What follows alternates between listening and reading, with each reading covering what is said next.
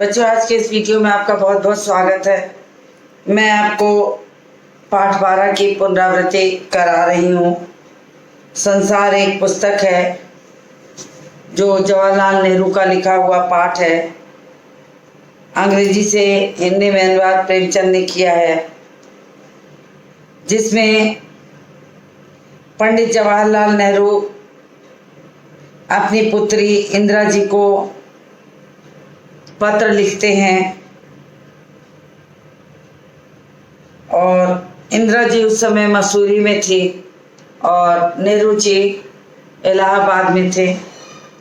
जब कोई हमारा प्रिय व्यक्ति हमसे दूर होता है तभी हम उसके लिए पत्र लिखते हैं।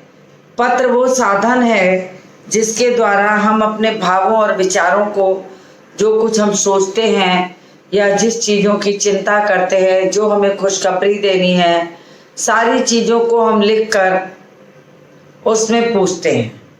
बहुत बार ऐसा भी होता है कि हम पत्र जब अपने बच्चे को लिखते हैं तो तमाम सीखें, नई नई सीख, नई नई जानकारियाँ, सब कुछ उस पत्र में लिख देते हैं। तो नेहरू जी को भी लगा कि जब इंदिरा जी पास रहती थी तो उनसे तरह तरह के सवाल करती थी, और अब वो दूर है, मसूरी में है, ये इलाहाबाद में है, तो इतने सवाल तो वो नहीं कर सकती। तो नेहरू जी उन्हें कुछ जरूरी बातों को अवश्य पत्र में लिखते रहते थे ताकि उनकी जो जानकारी है वो बढ़ जाए। तो यहाँ तक की चीजें मैंने आपको पढ़ा दी हैं। इसके आगे की चीज को मैं पढ़ाने चल रही हूं कि तुम तो ये जानती हो कि यह धरती लाखों करोड़ों वर्ष पुरानी है और बहुत दिन तक इस पर कोई आदमी नहीं था। ये भी मैंने आपको थोड़ा समझाया था कि धरती जो थी आग के गोले की पिंड की तरह बिल्कुल जल रही थी और जलते हुए इस गोले पर किसी भी जीव जंतु का होना बिल्कुल संभव नहीं था। तो यही बात वो समझाते हैं कि पहले इस पर कोई आदमी नहीं था। आदमी के पहले आदमी के पहले क्या क्या थे, कैसे हम आदमियों तक पहुंचे हैं, उसका वर्णन करते हैं कि आदमी के पहले सिर्फ जानवर थे और जानवरों से पहले एक ऐसा समय था जब इस धरती पे कोई जानदार चीज नहीं थी। इन्हीं प्रकृति से जुड़ी जो चीजें होती हैं वो भी उस पे नहीं थी। तो ये बात, सारी जानकारी नेहरू जी अपनी पुत्री इंदिरा जी को पत्र के माध्यम से देते थे और उन्हें हमेशा प्रेरित करते थे। कामों के प्रति उन्हें सजग करते थे कि कौन सा काम करना है, कौन सा नहीं करना है, और कैसे किसी काम को अंजाम देने के पहले उसका गूढ़ अध्ययन करना चाहिए। तो वो बताते हैं कि पहले इस पे कोई जानवर भी नहीं थे, जानवर से पहले धरती पे कोई जानदार चीज नहीं थी। आज जब यह दुनिया हर तरफ जानवरों और आदमियों से भरी हुई है, उस जमाने के ख्याल करना भी मुश्किल है। अब आज अगर हम उस पुरातन काल की चीजों को सोचेंगे तो उसको हमारे अनुभव जो है वो बिल्कुल स्पष्ट नहीं होगा, कल्पना ही होगी कि वो समय कैसा रहा होगा। आज धरती पर सब कुछ है, मानव है, पशु पक्षी है, प्रकृति है, और प्रकृति की तमाम ऐसी चीजें भी हमें देखने को आए दिन मिलती हैं जो मनुष्यों के अत्याचार का नतीजा कह सकते हैं। जैसे वृक्षों की लगातार कटाई के बाद जब धरती पर भूकंप, समुद्र में तूफानी हवाओं के साथ लहरों का बढ़ना, बाढ़ का आना, सूखे का पड़ना, ये सब चीजें प्राकृतिक आपदाएं हैं जो इसी धरती पर रहने वालों को देखनी पड़ती है। तो उस जमाने का ख्याल करना भी मुश्किल है। हम सोच भी नहीं पा सकते कि वो जमाना कैसा रहा होगा। जब यहाँ कुछ था कि तब ये सोचना कि उस समय यहाँ कुछ था भी कि नहीं। लेकिन विज्ञान जानने वालों और दुनिया विद्वानों ने, जिन्होंने इस विषय को खूब सोचा और पढ़ा, लिखा है, एक समय ऐसा था जब यह धरती बेहद गर्म थी और उस पर कोई जानदार चीज नहीं रह सकती थी। और अगर हम उनकी किताबें पढ़ें और पहाड़ों और जानवरों की पुरानी हड्डियों को गौर से देखें तो हमें खुद मालूम होगा कि ऐसा समय जरूर रहा होगा। यानी कि उस समय की जानकारी वहाँ के चीज़ों से, खनन से प्राप्त, वहाँ के पेड़, वहाँ की हड्डियाँ, जमीन के नीचे से और पत्थरों की बनावट, महलों के टूटे अवशेष, सिक्के, मूर्तियों का खंडित रूप, ये सब प्रमाणित करता है कि उस समय का वातावरण जो था वो कैसा रहा होगा।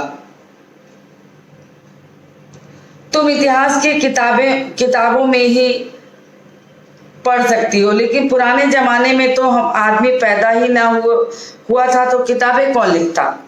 अब इन्होंने कहा कि बहुत बार ऐसा होता है कि पुराने जमाने की चीज़ों को जानने के लिए हमें पुस्तकों का सहारा लेना पड़ता है, और पुस्तकों का सहारा लेने के लिए पुस्तकों का होना आवश्यक है।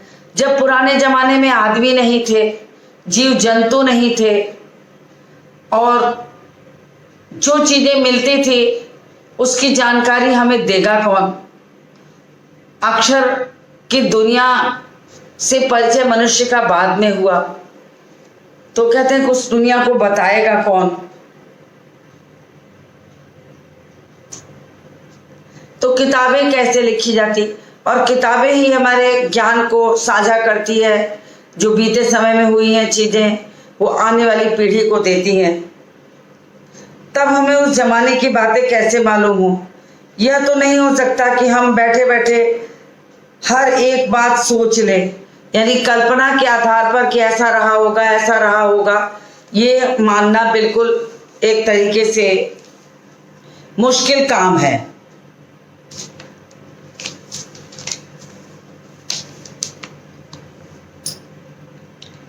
तो इन्होंने कहा कि ये बिल्कुल कल्पना वाली चीज नहीं है कि हम बैठे बैठे बातों को सोच लें।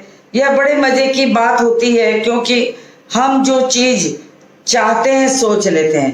कहते हैं कि अगर मनुष्य क्या करता है कि आज की स्थिति को देखकर पुरानी चीजों का अंदाजा लगाता है कि ये चीजें ऐसी रही होंगी, ऐसी रही होंगी, ये सोचकर उसका अंदाजा लगाता है।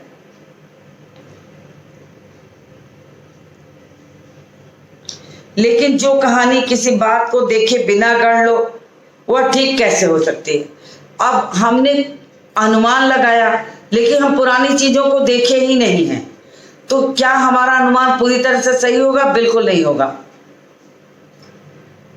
तो अनुमान भी लगाया जाता है जब हमें किसी चीज का बीज बिंदु कुछ थोड़ा बहुत मिले, तो हम सोचते हैं कि ये चीज मिली है, यानी उस समय ऐसी चीजें रही होंगी। लेकिन हमें कुछ ना मिले और हम कल्पना के आधार पर उन चीजों को गढ़ लें तो अक्षरशः सही होंगी, ये कहना बहुत कठिन है। बड़े मजे की बात होती है, क्योंकि हम जो चाहते हैं सोच लेते हैं और सुंदर परियों की कहानियां गढ़ लेते हैं। लेकिन जो कहानी किसी बात को देखे बिना गढ़ ली जाए वो ठीक कैसे हो सकती है। यानी हमें जिस चीज का अनुमान न हो और हम कहानी गढ़ दें तो कहानी सही होगी या खरी उतरेगी, ये तो कहना बहुत कठिन है।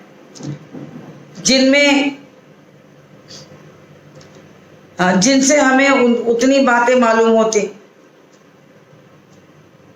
लेकिन खुशी की बात है कि हम पुराने जमाने की लिखी हुई किताबें न होने पर भी कुछ ऐसी चीजें हैं जिनसे हमें उतनी ही बातें मालूम होती हैं जितनी किसी किताब से होती है। मैंने कहा कि पुराने जमाने में किताबें नहीं थी, तो जो चीजें प्राप्त हुई उसे संग्रहालय में रखी गई, शोध किया गया और उस आधार पर यह पता लगाया गया कि ये आज से कितने 100 वर्षों पुरानी चीजें हैं।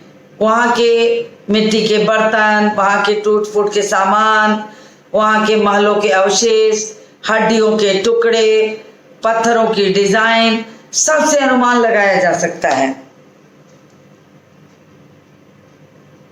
कि जो चीजें मिल रही हैं उसी से हम किताबों का काम लें, उसी से हम ये अनुमान लगाएं कि हाँ वास्तव में उस समय कैसी चीजें रही होंगी, जिनसे हमें उतनी ही बातें मालूम होती हैं जितनी किसी किताब से होती हैं। ये पहाड़, समुद्र, सितारे, नदियाँ, जंगल, जानवरों की पुरानी हड्डियाँ और इसी तरह की और भी कितनी ही चीजें हैं जिनसे हमें दुनिया का पुराना हाल मालूम होता है। यानी कि इन चीजों के माध्यम से हमें पुरानी चीजों का पता चलता है, पुराने समय का पता चलता है, उस समय के वातावरण का पता चलता है, वहाँ का रहन सहन, रीत रिवाज, खान पान, पहनावा आदि का भी बोध होता है। मगर हाल जानने का यह असली तरीका नहीं है। अब हमें पुरानी चीज़ों जानने के लिए हमारे पास जब साधन नहीं है तो जो चीज़ें हम उससे जानते हैं, लेकिन नेहरू जी का मानना है कि ये उचित साधन नहीं है। हम केवल दूसरों की लिखी हुई किताबें पढ़ लें, बल्कि खुद संसार रूपी पुस्तक को पढ़ें। इन्होंने कहा कि अगर संसार के बारे में कुछ जानना है तो हम दूसरों की पुस्तकों का सहारा लेकर पढ़कर बाकी चीजें देख लें। उससे बहुत बेहतर है कि संसार पूरी पुस्तक है, यहाँ घूमें फिरें, वहाँ की चीजों को देखें और खुद महसूस करें, तब उसको लिखें।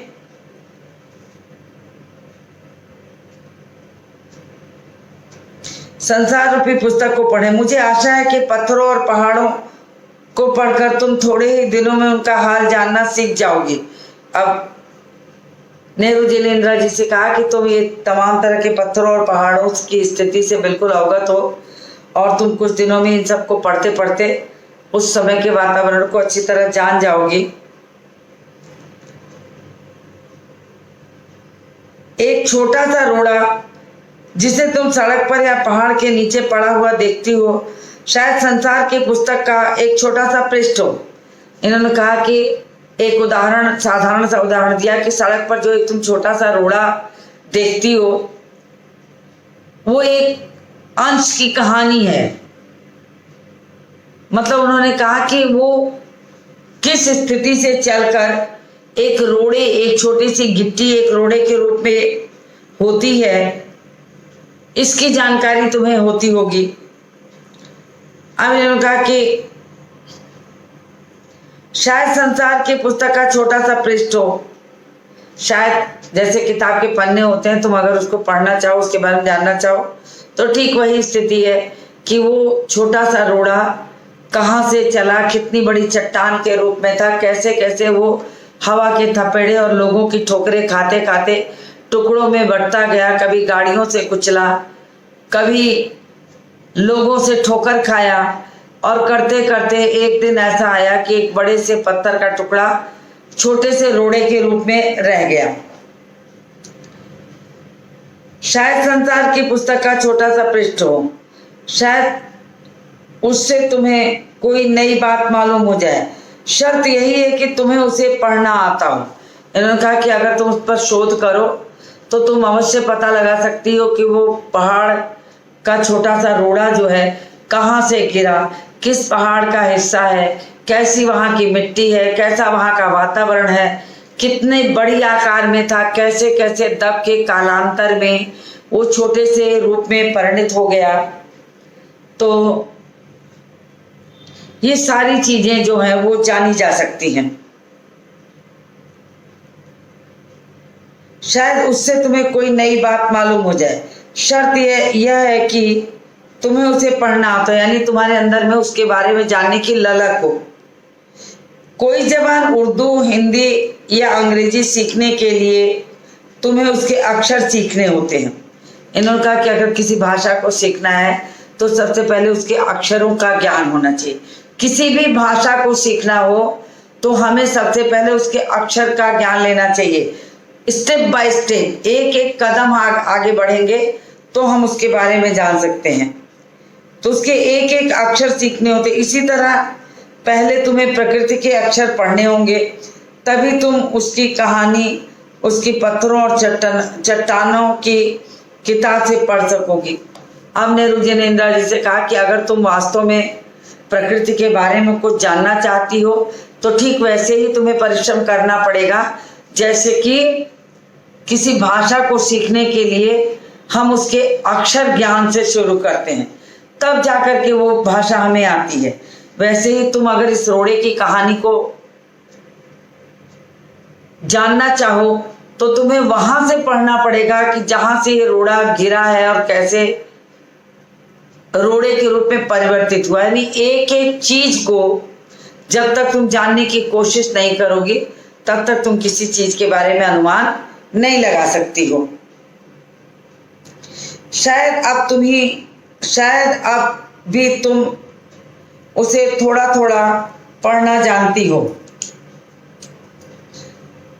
जब तुम कोई छोटा सा गोल चमकीला रोड़ा देखती हो तो क्या वह तुम्हें कुछ नहीं बतलाता? अब नेहरू जी ने इंदिरा जी से सवाल किया कि तुम प्रकृति की किसी भी छोटी चीज को अगर तुम देखती हो तो क्या तुम्हारे मन में उसके जन्म की कहानी, उसके स्वरूप की कहानी, उसके बारे में जानने की इच्छा नहीं होती? तुम उसे नहीं जानना चाहती हो क्या वह तुम्हें कुछ नहीं बतलाता? यह कैसे गोल चिकना चमकीला हो गया और इसके खुरदुरे किनारे या कोने क्या हुए? अब इन्होंने कहा कि पत्थरों के उदाहरण के माध्यम से कि यदि तुम्हें उस पत्थर के बारे में जानकारी लेनी है तो तुम्हें शुरुआत से उसके बारे में पढ़ना होगा कि कैसे किस आकार में ये टूटा, कितना बड़ा था, कितना वजनी था और कैसे इतने समय के बाद वो धीरे धीरे एक नन्हे टुकड़े में बदल गया। तो उसकी जो कहानी थी उस कहानी को तुम्हें जानना चाहिए। अगर तुम्हारी आंखें देखें और कान सुने तो तुम उसी के मुंह से उसकी कहानी सुन सकती हो। अब इन्होंने कहा कि यदि तुम्हारी कल्पना शक्ति इतनी तेज है, तुम उस पत्थर के टुकड़े छोटे से रोड़े को देखकर उसके पूर्व की कहानी और उसके समय की कहानी और आने वाले समय में क्या हो सकता है सब जान सकती हो। लेकिन तुम्हें उसके लिए परिश्रम करना होगा, उस रोड़े की पूरी जानकारी लेनी होगी, तब तुम उसके बारे में कुछ लिख सकती हो। अगर तुम्हारी आंखें देखें और कान सुने तो तुम उसी के मुंह उसकी जबानी सुन सकती हो। वह तुमसे कहेगा कि एक समय जिसे शायद बहुत दिन गुजरे हों, यह भी एक चट्टान का टुकड़ा था। अब उन्होंने कहा कि अगर तुम किसी चीज की जानकारी लेना ही चाहते हो तो तुम्हें सबसे पहले उसके विषय में तुम्हें मानना पड़ेगा कि बहुत समय पहले ही इसका जन्म हुआ होगा और कैसे कैसे वो धीरे धीरे आगे के दिन को गुजारते हुए इस रूप में पहुंचा है। और वह भी एक चट्टान का टुकड़ा, ठीक उसी टुकड़े की तरह उसमें किनारे और कोने थे। उन्होंने कहा कि जिस टुकड़े को तुम आज ये देख रही हो कभी उसमें भी किनारे रहे होंगे, कोने रहे होंगे। यानी जो चीजें आज दिखाई दे रही हैं पुरातन काल में भी वैसी ही रही होंगी, ये बिल्कुल भी सही नहीं है। यानी पुरातन काल में उसका कुछ स्वरूप रहा होगा, लेकिन आने वाले समय में धीरे धीरे कैसे वक्त ने, कैसे लोगों ने, कैसे की संगत में उठते बैठते आते जाते ठोकरे खाते उसके स्वरूप ने क्या रूप धारण कर लिया, तो ये तुम्हें जानने का प्रयास करना पड़ेगा। एक चट्टान का टुकड़ा था, वह भी एक चट्टान का टुकड़ा था, ठीक उसी तरह उसके किनारे और कोने थे जिसे तुम बड़ी चट्टान से तोड़ती हो। अब इन्होंने कहा कि अगर वास्तव में देखा जाए तो ये छोटा सा रोड़ा कभी न कभी किसी चट्टान का एक टुकड़ा रहा होगा और कैसे धीरे धीरे ये चट्टान से निकलकर अपने रूप को परिवर्तन, कालांतर में, एक दिन में ये चीजें नहीं होती, तो एक लंबा समय व्यतीत होता है एक रूप को परिवर्तन होने में। अब नेहरू जी ने इंदिरा जी को यही समझाया कि जो इतिहास पीछे है, उस इतिहास को अगर तुम जानना चाहती हो तो तुम्हें उसकी पूरी कहानी पढ़नी पड़ेगी, क्योंकि ये संसार पूरी पुस्तक है। इसको एक एक चीज को तुम जानोगी तभी सही जानकारी मिल सकती है। शायद वो किसी पहाड़ के दामन में पड़ा रहा, तब पानी आया, उसे बहाकर छोटी सी घाटी तक ले गया। वहां से एक पहाड़ी नाले में ढकेल कर उसे एक छोटे से दरिया में पहुंचा दिया। इन्होंने एक छोटे से टुकड़े की कहानी को माध्यम बनाकर ये बताया है कि कैसे किसी चीज का रूप कालांतर में परिवर्तित होता है। तो उन्होंने यही समझाने के लिए बताया कि धीरे धीरे उसके रूप की जानकारी, कैसे कैसे वो ठोकरें खाते, लोगों से ठोकर खाता हुआ, पानी के साथ बहता हुआ, दरिया में पहुंचकर दरिया के अंदर घिसता हुआ, पेंदे में पड़ा लुढ़कता रहा, किनारे घिसते गए, चिकना और चमकदार हो गया और धीरे धीरे उसके रूप में परिवर्तन आ गया। तो इस तरह से समय हर चीज को परिवर्तित कर देता है। तो नेहरू जी ने ये बताया कि जिस रोड़े की कहानी तुम पढ़ना चाहते हो उसकी भी एक लंबी कहानी हो सकती है कि कभी वो किसी चट्टान से निकला हो और तेज पानी के बहाव के कारण वो बह पड़ा हो, बहने लगा हो और बहते बहते किसी दरिया में चला गया हो और दरिया में वो बड़ी चट्टानों और ठोकरों से खाते हुए पेले में लुढ़कता रहा हो, यानी तलहटी में बिल्कुल जाके लुढ़कता रहा हो और पानी के थपेड़ों और रगड़ से उसके आकार में परिवर्तन हो गया हो और धीरे धीरे वो चिकना और चमकदार हो गया हो। इस तरह वह कंकड़ बना जो तुम्हारे सामने है। इस तरह से एक पहाड़ का बड़ा टुकड़ा कहानी में कंकड़ का रूप धारण कर लेता है। तो नेहरू जी ने इंदिरा जी से कहा कि ऐसी ही है ये संसार की कहानी, इस दुनिया की कहानी, कि जब तुम इसे सोचोगे तो इसका इतिहास बहुत पुराना है और बहुत रूप में परिवर्तन है, लेकिन धीरे धीरे कैसे अपने रूप को परिवर्तित करते हुए अलग रूप में दिख जाती है। तो इसकी जानकारी उसी रोड़े की कहानी की तरह हमें लेनी होगी। इस तरह वह कंकड़ बना जो तुम्हारे सामने है। किसी वजह से दरिया उसे छोड़ गया और तुम उसे पा गई। अब पानी के बहाव के साथ वो पत्थर जो था किनारे पर आ गया बहते बहते और मनुष्य के हाथ लग गया। अब एक लंबी कहानी खुद आप समझिए कि उस पत्थर की हो गई कि कैसे पहाड़ से टुकड़ा निकला, किसके साथ बहा, कैसे वो घिसा, कितने समय तक नदी की तलहटी में पड़ा लुढ़कता रहा, तब जाकर के पानी के थपेड़ों से वो बाहर गिरा है और एक सुंदर चमकदार पत्थर बना। इसी तरह ये दुनिया की सारी कहानियां हैं। ये पूरी संसार पुस्तक है और इसके बारे में जब जानने की कोशिश करेंगे तो हमें पूरी इसके जन्म से लेकर और इसके निश्चित आकार तक के रूप को अच्छी तरह जानना होगा।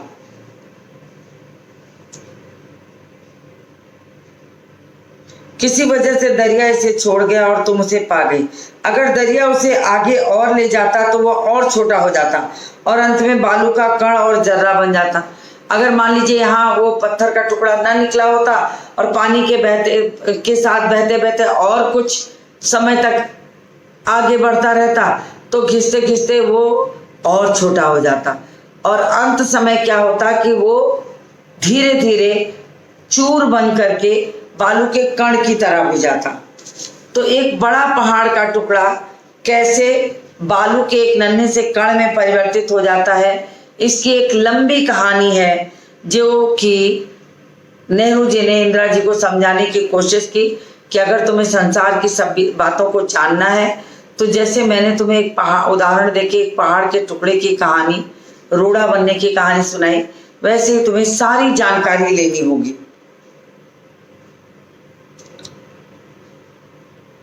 अगर दरिया उसे और आगे ले जाता तो छोटा होते होते बालू का एक जर्रा हो जाता। समुद्र के किनारे अपने भाइयों में जा मिला जहां एक सुंदर बालू का किनारा बन जाता और धीरे धीरे बालू के कण में मिल करके वो एक बालू के रूप में परिवर्तित हो जाता है। उसका अपना अस्तित्व, उसकी अपनी पहचान पूरी तरीके से खत्म हो जाती।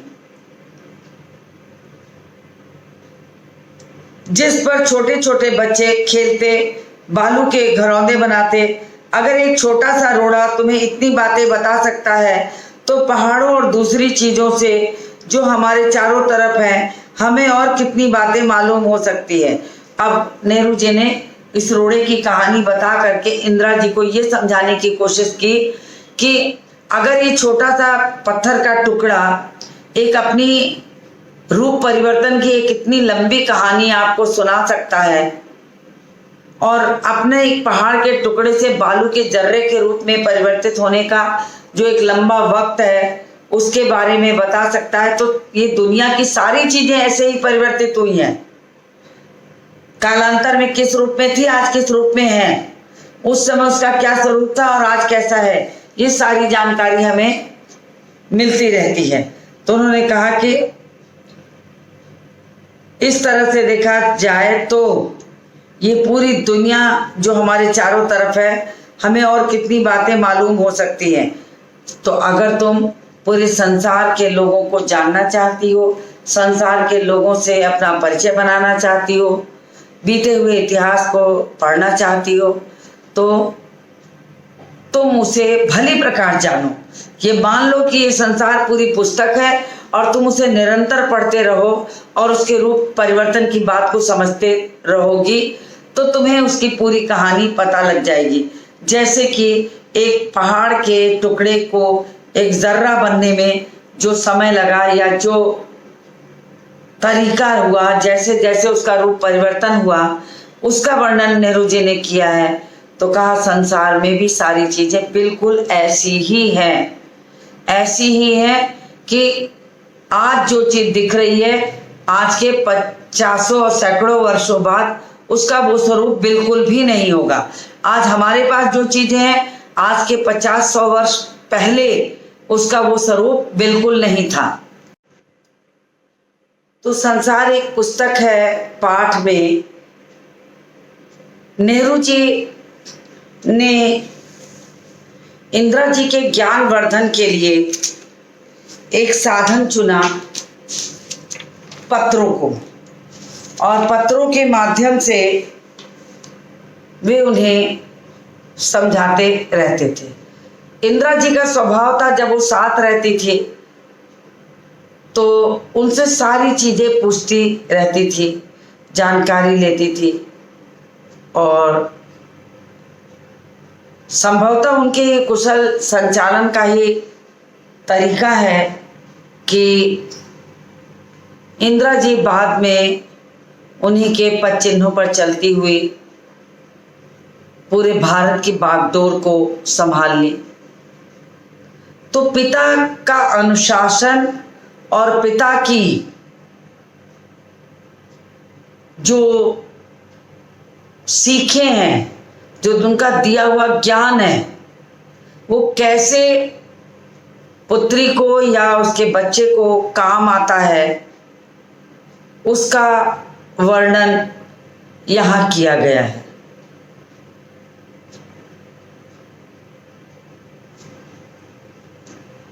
संसार एक पुस्तक है पाठ में,